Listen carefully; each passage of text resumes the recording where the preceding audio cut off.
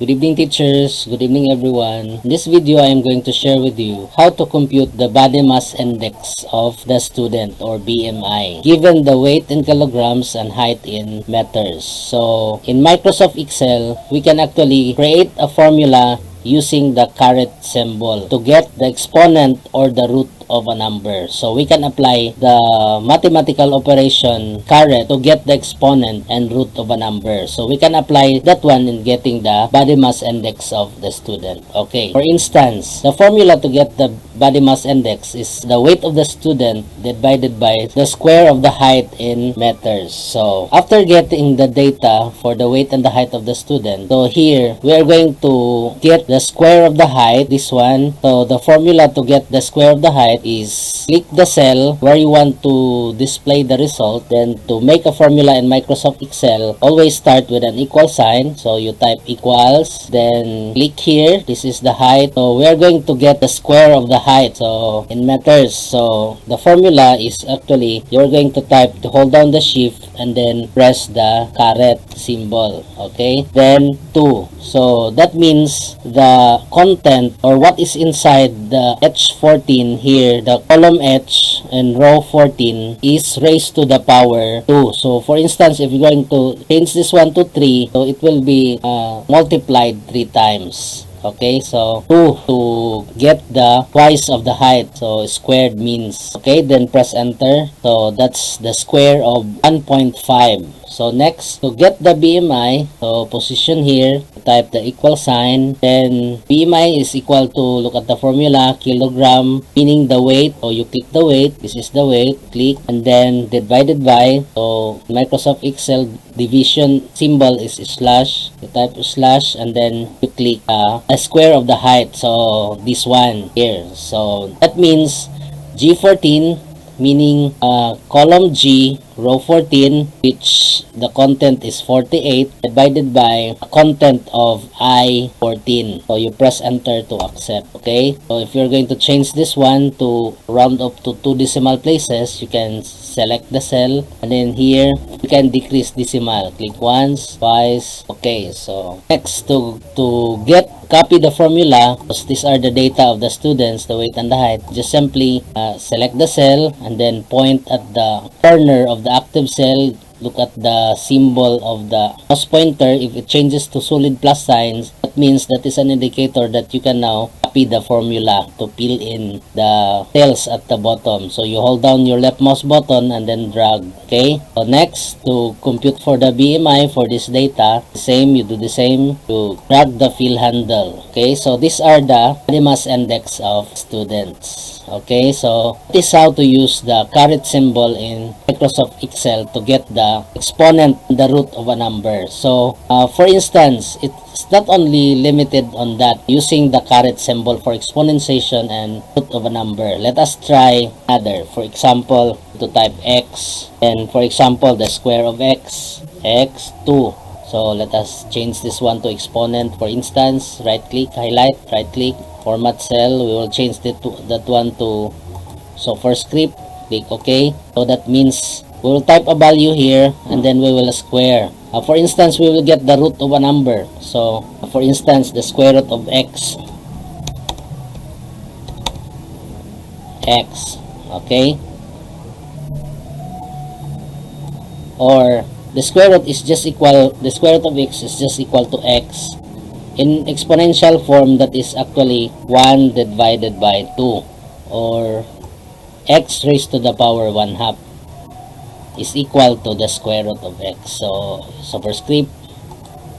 Okay, so for instance, here x, for instance, cube root of x, and so on, 4th root, 5th root. You can actually use the caret symbol to get the exponent or the root of a number. Format cell, so first script, okay, and so on. You can get the 4th root, 5th root, or raised to the power 3, raised to the power 4. For instance, we will try some values. We will apply border. Okay, for instance, we will get to here 8, 9, 10, and 12. Okay, so for example, to get the square of a number. So write the formula, always start with an equal sign, equals, then click the number you want to get the exponent. The cell address of 2 is actually N17, so at column N, row 17. Okay, so meaning in mathematics that is actually the variable, the N17, which contains the 2. Okay, so raise to the power 2, use the caret, shift, then type caret, which is actually above number 6, and then type the exponent. So if 2, you type 2, then press enter. So this is actually equal to 4. Okay, so next, to copy the formula, you drag the fill handle, look at the mouse pointer, changes actually to solid plus sign. That's an indicator that you can now drag the formula. Okay, so 8 times 8 is 64, 9 times 9 is 81. So any changes you made here, since this is formula, this will automatically change. So for example, I'm going to change this one to 100. It will actually 100 times 100, so that's 10,000. So automatic, because that is a formula. For instance, you will get the square root of x. So this is, for instance, this is the x. We will center that one.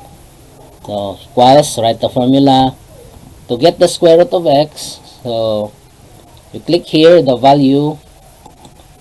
Okay, that's N17, meaning the variable, so that you can drag the formula, exponent, shift, type the caret sign. Okay, next, the exponent here is actually, you write inside the open and close parentheses, the 1/2.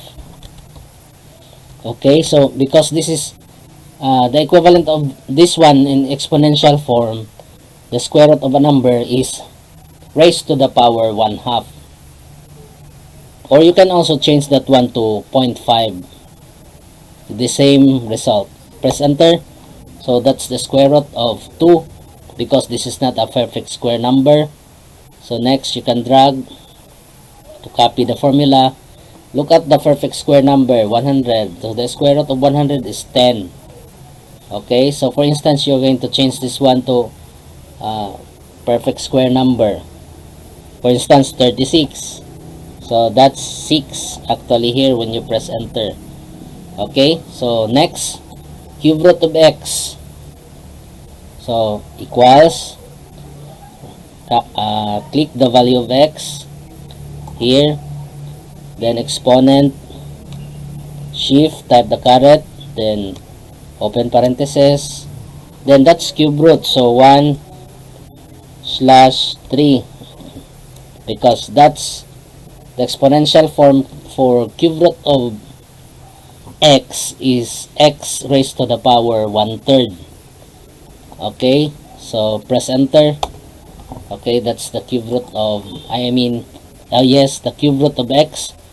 Then copy the formula. Okay, 8 is a perfect cube because 2 times 2 is 4, times 2 is 8. So for example, we will type 27 is a perfect cube number, that's 3.